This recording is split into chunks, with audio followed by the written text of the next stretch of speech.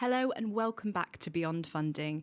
Today we're joined by Corin Pilling, UK National Director for Sanctuary Mental Health Ministries. We're going to be having a conversation about the mental health need in the UK and what organisations like Sanctuary are doing to support mental health and wellbeing. So Corin, it's so great to have you on the podcast and to talk about such an important topic. Alice, I'm delighted to be here and to speak to your audience about something that's really close to our heart and we know is a growing issue within our communities. So I wonder if you could start by talking a bit about who Sanctuary are and your vision, basically. Well, very simply, our vision is about helping churches to become places that are better equipped to support one another and their communities around mental health in the broadest way. And, in a sense, the charity was established by two priests. It's originally from Canada. And they themselves were encountering mental health challenges. And they talked to their congregations about this. And there was a really wonderful empathic response. They said, we really want to help, but we don't know how. And they realised that actually that's often the case that we all encounter. We want to help, but we don't know how. So they then started thinking about, well, how can we set up something that can start to not just build awareness, but also really equip the church around this topic. And in it, they started to realise that, there are three things that are really important in terms of understanding mental health. And the first thing is that it's really personal. It's common to us all, but the way we experience it is very personal. And so it's really important that the starting point for us is around people's individual experiences of that. So they, from the beginning, wanted to share the stories of people of faith who had been impacted by mental health challenges. And then the second part was thinking, well, this is changing all the time. How do we ensure that we've got really good and current knowledge around this topic? And so they decided that they would really put lots of time and effort into researching mental health and ensuring that current views were presented in the resources that they developed. And then finally, the final part of it is for Christian communities really to get on board with this. They realised that it needed to be a conversation that was informed by people's faith. And so that meant having a theological view on things. It meant using the tools of faith in prayer and in reflection to engage people on this topic. So really what we've got is a model there that Sanctuary now use in all the resources that we develop, which really is looking to engage this audience, that people of faith, in realising this is something that's very important and central to what it means to be a Christian, to be part of a church. And that ultimately, if we take this approach, then we can form a community that really is aware of one another and also can be supportive of one another, particularly in the times when we might be facing difficulty. Because we're actually speaking off camera about how all you see, in the media at the moment is these really shocking statistics about mental health. I wonder if you could explain from your point of view what you think the real mental health need is there at the moment, and is it a growing concern? It is a growing concern, and needs are increasing. And so the Centre for Mental Health, who are an incredible organisation, drawing statistics to us and giving us the information that we need, they tell us at the moment that around 10 million people will need support for their mental health as a direct result of the pandemic. So there's been a real impact as a result of that. And one of the key things, I think, is that, within that range of people who will need help, there's a really broad range of issues. So the first thing to name is that, probably around 80% of people that experience a mental health challenge, it will probably be within the realm of depression or anxiety, for example.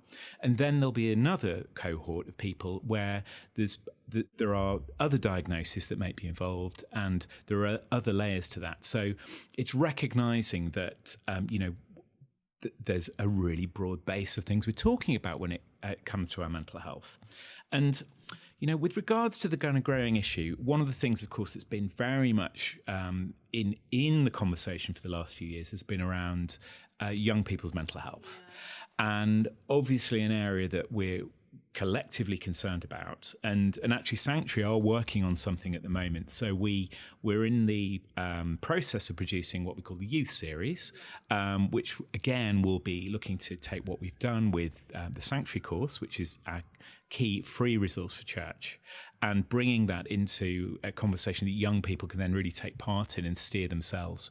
Yeah, that's because I was actually reading about it, and I read something really shocking, and it was like the 1 in 5 young people diagnosed with some sort of mental health issue. I think it was in 2023. And obviously you can imagine that could be linked to things going on like cost of living crisis and impact of the pandemic. But it really seems to be that young people are the ones that are being affected the most.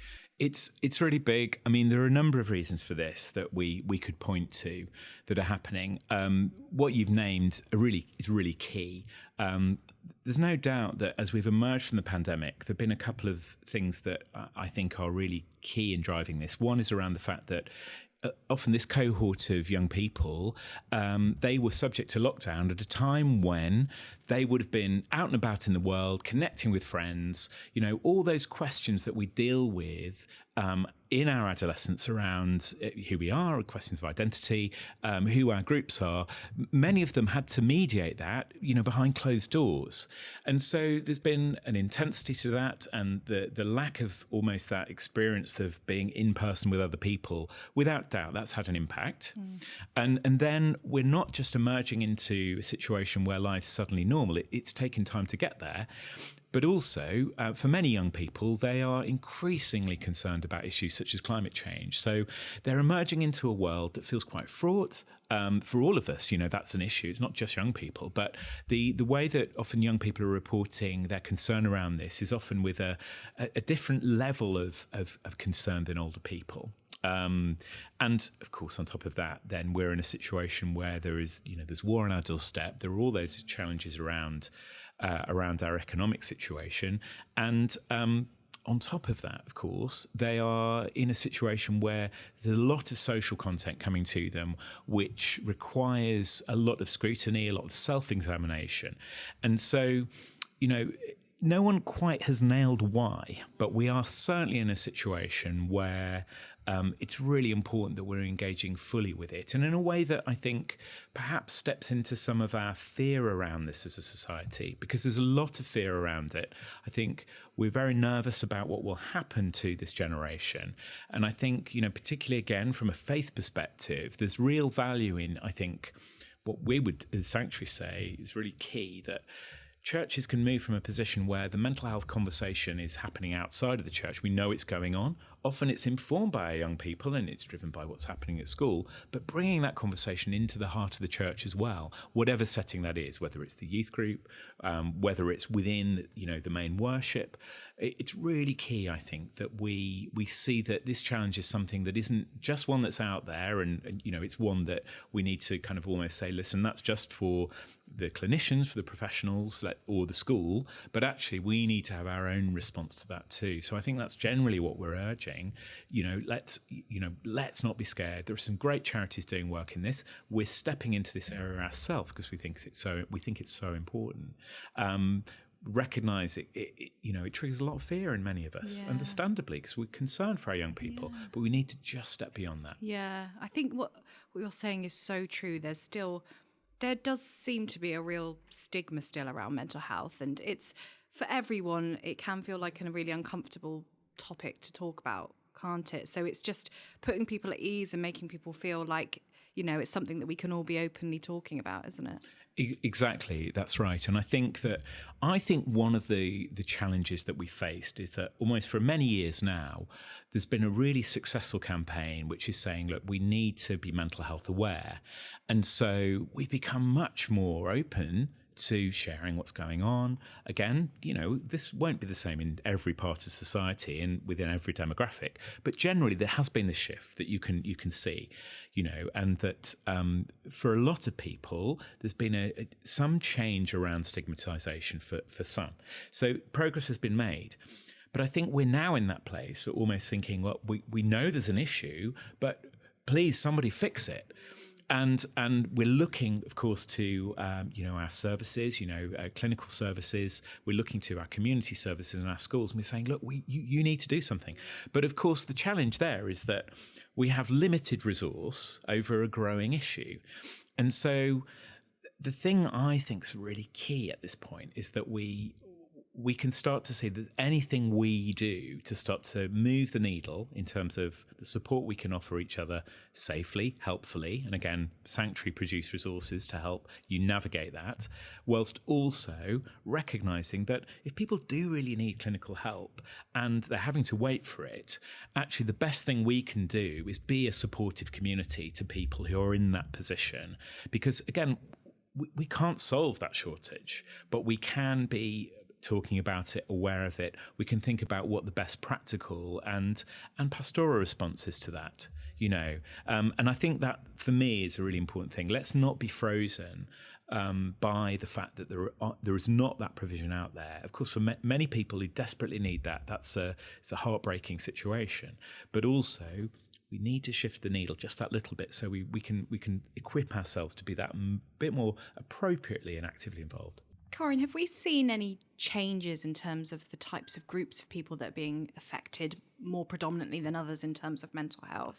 Well, in addition to young people, as we've discussed, there are some real concerns around the suicide rates and attempted suicide rates of both younger men up into their 40s and perhaps even their early 50s, and even there's a suggestion of some fluctuation of the rates around women as well. So that's something I think we need to be aware of. Something I would say on that front is that it's important that we can be equipped as communities to have a really clear and important conversation if we're concerned about somebody's decline in mental health. And often it will take to know someone quite well to spot this, but it may be that, for example, they become more withdrawn than normal, that they're less in contact than normal. Other people, that might not be so simple. But I think it's really picking up when we can see that there are signs that something is different for that individual, and opening up and being ready to say, look, I'm concerned about you. Is everything okay at the moment? And if someone responds with, oh, yes, I'm just feeling a little bit low, and saying, well, could you tell me more? Would you mind telling me a bit more about that? And thinking and planning about where that conversation might go for somebody, I think is really key, particularly around this issue. It's a really huge topic to tackle. But what we've seen is that when people are equipped to talk to people around this, then it can prevent things happening. Now, unfortunately, that won't do that every time. But it has shown that when people have a timely conversation, when they're in a position where they're feeling a level of despair and hopelessness, and the support that's offered to them is practical and can say, look, do you think it's time that we went to go and visit your GP, or that you helped get access to that, then that can be a really helpful thing that we can do for somebody. So I'm just mentioning that because I know it's a broad topic, and in many ways I've skimmed the surface. And it needs care and thought. But what I would say is, even just to get online and Google, how do I talk to a friend who I'm worried about who may be suicidal? Now, just to help you plan that conversation, it needs care, but we can tackle these things if we think about them carefully. And it's such a good point, isn't it? Because it's reading people's individual signals, isn't it? Because some people are more than willing to openly talk about how they feel, but some people are just that little bit more reserved. And we know, don't we, that women are more likely to ask for help and men are more likely to keep it to themselves and get to the point where, they're in crisis. So it's reading those signals, isn't it? It's really true. And historically, that is true. Men don't seem to be as good at either voicing what might be going on for them or asking for help at the correct time. So often things can really build up. They can build up for all of us. Many of us are in situations where we don't feel that we can share. But just to get to that point where we can be the person that offers that help, to give permission to a friend saying, look, I know that things might be difficult right now, but I'm here to listen. And can we together work out a plan that might help you in this situation? I also just want to say that, if you are worried about somebody, but you don't feel that you can have that conversation with them, it's then worth thinking about, well, who might that be? And I think it's really important just to identify who that person is rather than leave it. And again, within a faith community, that might be somebody who is a leader in that. Again, I'm not taking for granted that everyone listening is in that position. But I think the main takeaway is, if you are really concerned about somebody and you're worried about that conversation, don't just leave it. And that's something really important that you just said. So referrals are kind of at record numbers, aren't they, in terms of people being referred to mental health services, and also waiting times are increasing. So in this current climate, if someone was to approach a GP to say raise a concern about their own mental health, what would they kind of expect? Sure. Well, so here's how it would normally work. What they might do, first of all, depending on the sense of urgency and what might be presenting within your symptoms, they might ask you to monitor the situation and, at that point, not offer any treatment, but just saying, we flagged this, let's see how things develop, if, again, it doesn't feel like it's that severe.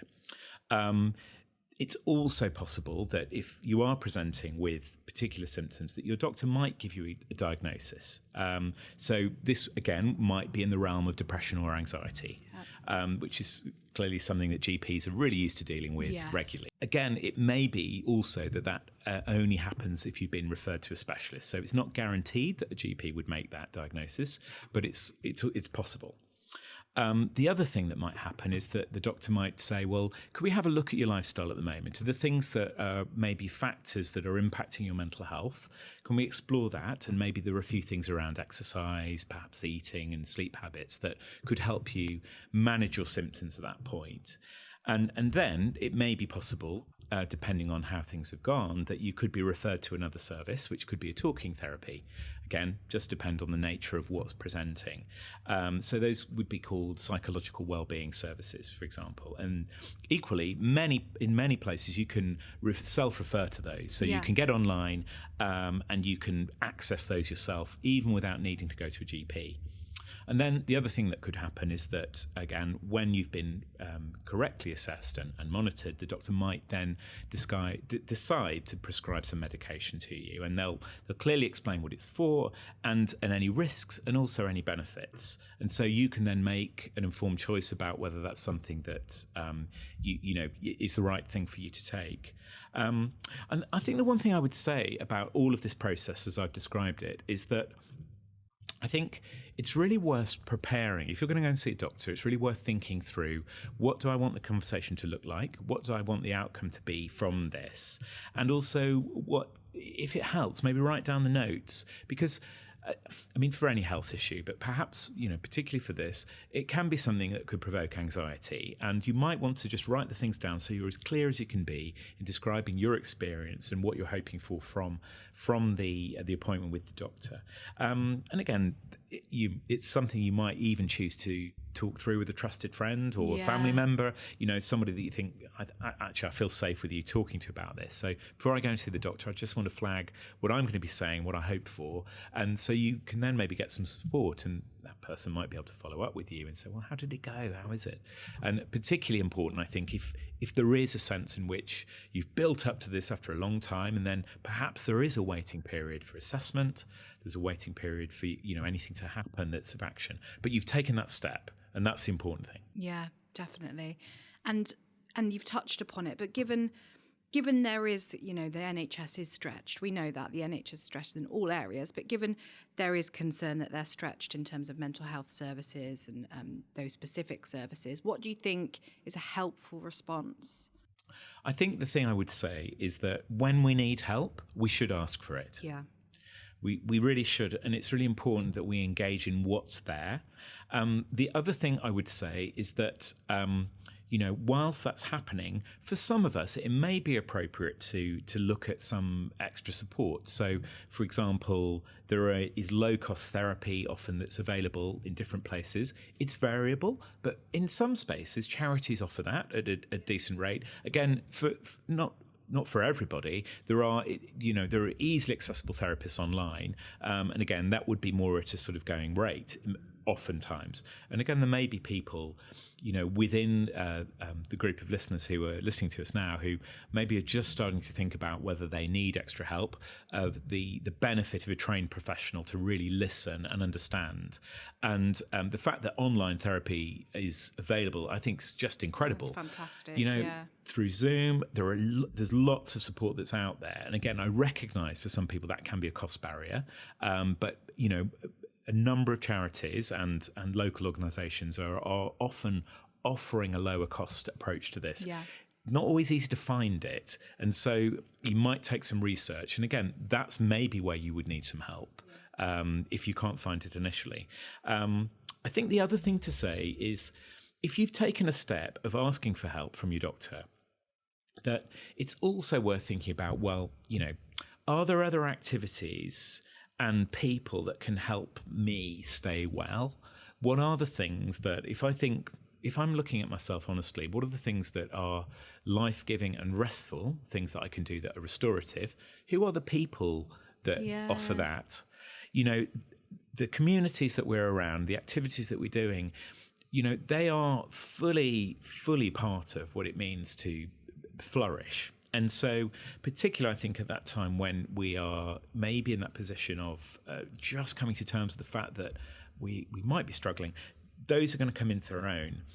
One other thing I'll say is that if you are, you're part of a church, you have a Christian faith, there's an excellent organisation that we partner with called the Association of Christian Counsellors. So if you want to have a therapist whose approach is informed by their faith, they're all accredited therapists. So this is, professionals who've fully trained, but also recognising that there are some people who would prefer to talk to somebody of faith about these issues.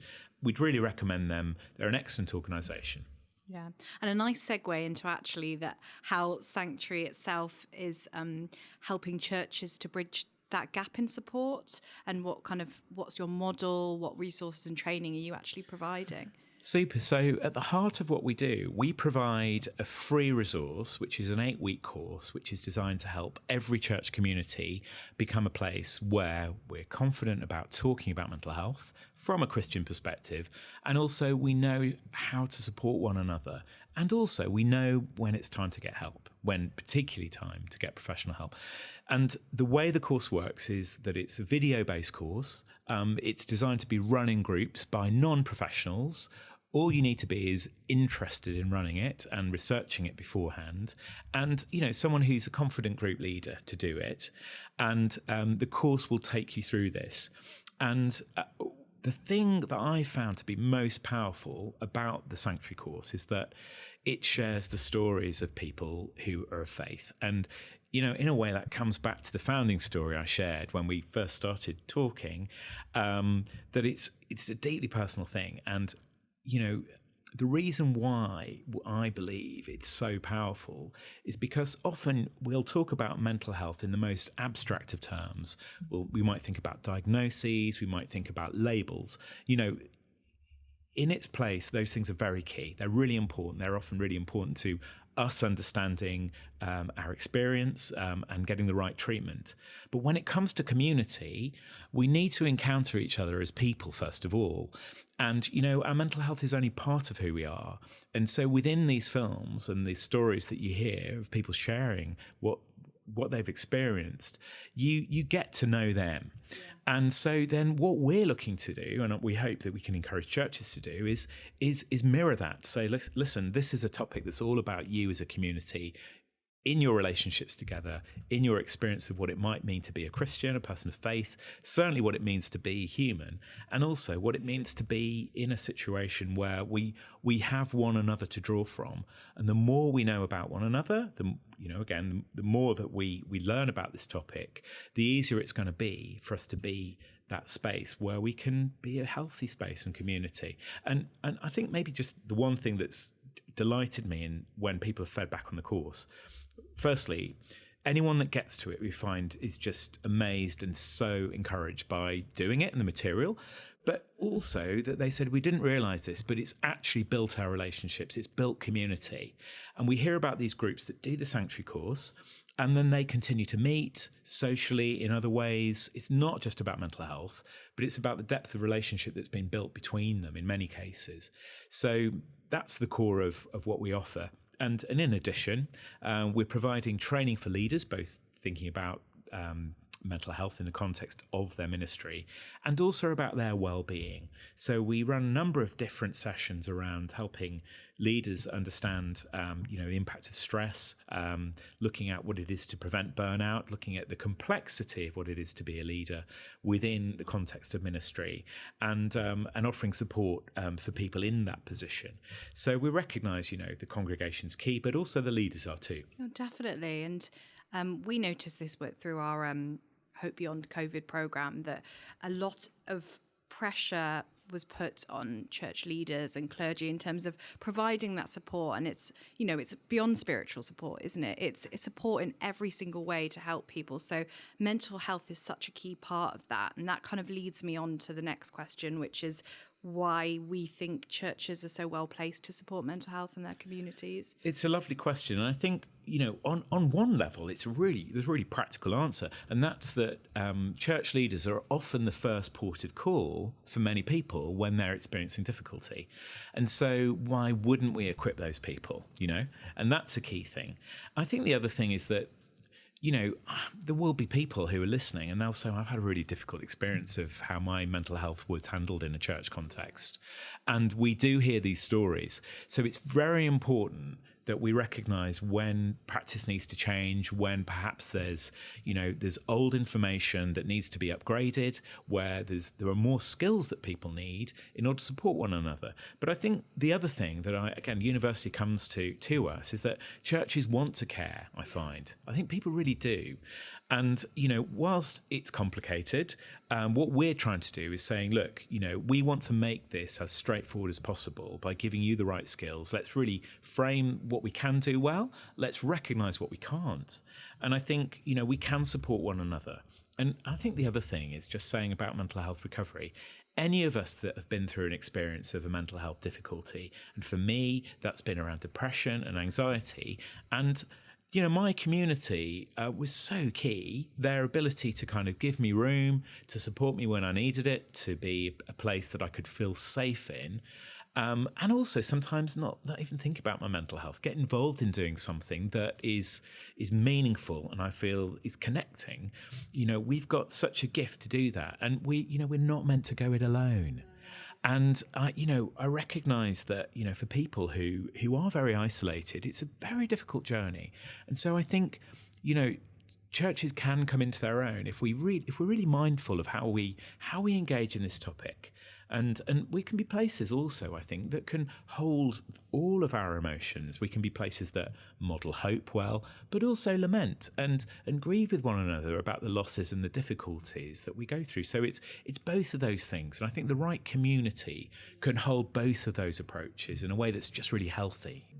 And obviously you come from mental health from the faith perspective. What do you think in practical terms faith does to support mental health? It's a lovely question. And I think in the best case scenario, what faith can offer people is not only a place to draw hope and meaning for their world, but also it offers a community and a place to work out life with others. I think the best kind of church community is a place where we are able to both give and receive, where we are people whose gifts are honoured and seen. And I think, at the end of the day, we'll all have different ways in which we approach this. There are, the wonderful thing is that there are so many different varieties of church community which emphasize different elements of life together. And for some of us, we might have a more quiet faith. We might be the kind of people that actually we need quiet meditation, that prayer on our own is a real gift to us. And interestingly enough, studies show that people that pray and do it regularly, there tends to be a really positive affect around their mental health and their mood. So it's just worth remembering. This is a good thing. For others, it's much more about being in an environment that's lively, engaged and energetic. And for others, and I would count myself in this, it's often been around of who are we as a group of people that can really impact our community positively, be hopeful. And, for me, that's about, believing in a God who really wants us to be involved in the world and to be there for one another. And, we'll always do that imperfectly. And I think that's maybe a note to end on, is that, different people's experiences can sometimes mean it's a barrier to get involved in church. And I just want to honour that and respect that it's not always easy. But increasingly there are different ways to do that. Lots of churches are even online. So that's quite a good way of just testing out, is this for me, without even having to step through the doors. So a few different thoughts on what church can do, and I think how people draw from faith. And I'm sure everyone would have a different answer to that question that reflects just the fact that we're so individual. I think that's the way we're created to be, and that's a really key value as well. So how can we, do you think, broader than the church context, how can we as a society help to build mental health resilience? Well, I think one thing I will start with is a headline issue, and this may be largely in the hands of the politicians, and that I think it's really around tackling wealth inequality, because I think that's such a pressing issue in terms of people not getting the basic resources they need to live well. So I think it's just very important to say that if those things aren't in place, it's going to be difficult for us to experience good mental health. And all the surveys suggest that people who are living in poverty will experience poorer mental health. I think the other thing is that it's really important that as a society, we don't fall for a narrative of despair and hopelessness. We need to get involved in things that generate hope. And that could be anything within your community. And it might be, if you're not in a position already of being alongside people who perhaps, are experiencing difficulty, of putting yourself in a position where you can start to do things that really connect with people in that position in a way that really shares community, shoulder to shoulder. And I think maybe for church, one thing I would say is that I think we need to remember, those of us that believe that God is in the midst of the difficulty, and we can be those reminders to one another when we're liable to forget that, because we do. Life can be overwhelming at times. I'm sure we've all been through these chapters where we just thought, am I going to get through this? Is it ever going to change? And we need to be those hopeful presences, I think, to one another that mean that actually we can get through those times. And I think, partly it's around moving from that sense of it's just about the individual to it's about the collective. What are we doing? Yeah. What are we doing together? I think it's just so key. So important. And it would be really, really rare, I think, to find someone that hasn't been touched by a mental health challenge in some way, whether that's through a family member, themselves personally, friends. So we all have a responsibility, don't we? Because it affects everyone in the community. Absolutely. And I think that's the thing, there may be a greater or lesser degree than we can be helpful, but what we can do, we can equip ourselves. And just jumping back to the Sanctuary course, one thing I would say is if you're not in a position to look at the material and run the course, just take a look at the films anyway, because they will, I believe they will encourage you, and they also will educate you, I hope. You might know more about the topic than I do, but I don't want to take that for granted. But for most of us, we'll hear about that story of an individual, we'll start working through the material, and we'll see that there's value. So I think really recognizing that it's not a problem out there. It's something that increasingly we individually and collectively, I think we need to be asking ourselves, how am I equipping myself to be the best friend or family member I can be, or best community member, best church member, church leader, all of these things, so I can respond as well as possible. I'm not a professional. I'm not going to try and replicate what it means to be a clinician, a therapist, but what I can be is a good support and a good friend, and I can be the kind of person that's able to offer that to somebody. Yeah, that's really nicely put. And this may be a bit of a big question, but I wondered if you have a vision of what, you'd like the future to be in terms of mental health. Well, I think it's very interesting. If we look at the last few years, I think, the future of mental health will evolve as our understanding evolves, and that's already changing and shifting. And I think the again, it's thinking of whole communities that are really equipped to move from perhaps fear and slight paralysis of this issue to action of saying, yeah, there are things that we can practically do that's helpful. And it's, some of us, and I remember talking to somebody in a church about this, he said, listen, I'm no good at really supporting people. I'm very blunt. He said, but what I can do is make sure that this place is safe and a good space, and I can do the gardening. And if people want to come alongside me and do the gardening, then they're really willing to do that. So it's just recognizing that we need safety in different ways when we might be experiencing a challenge, and we don't all have to be, counsellors to do that. We can do it in lots of different ways. So I think the future of it is really around, honestly, I've got to be honest, better funded services. I think, there are clear issues at the moment where the waiting lists are really problematic. And, we know that's complex to solve.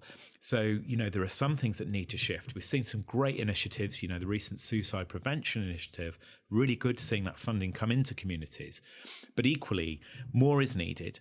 And yet, whilst more is needed, we shouldn't be resting on our laurels and saying, well, we just need more services. We actually need to say, how are we going to be healthy communities where we're really wanting to be there for one another and offering activities that can be good for us, Yeah, that's such a good point, actually, because I think sometimes, obviously we need to be aware of the challenges with mental health services.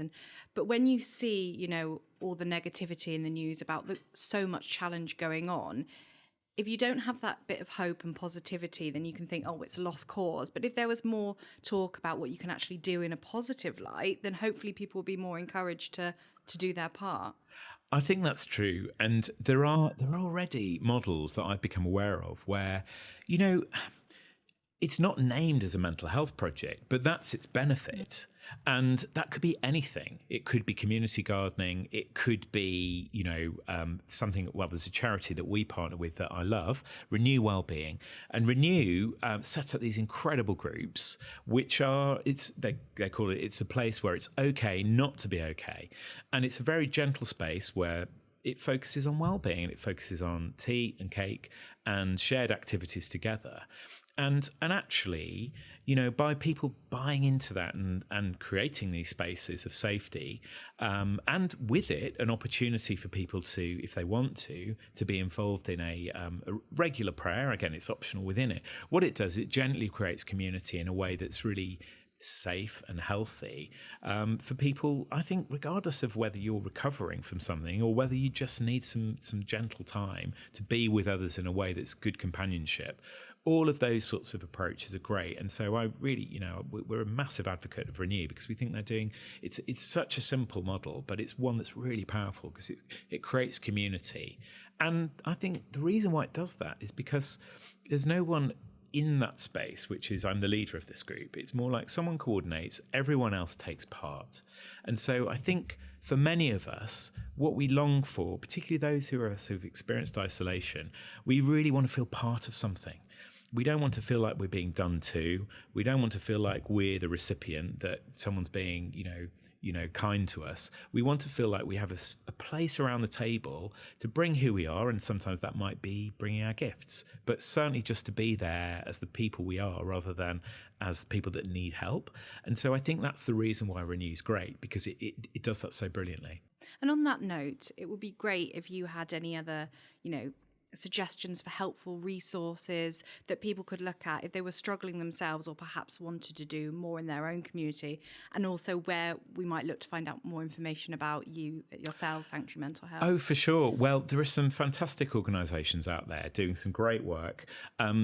Something I always like to say, I think, is, if anybody listening is experiencing a difficulty at the moment, and particularly if it feels overwhelming, and you've not spoken to somebody about that, then, just an invitation to think about whether it's time to act, whether that is about going to your GP, or if you are in a situation where it's overwhelming and you're really concerned around your own safety, that for some people that might mean presenting at their accident emergency.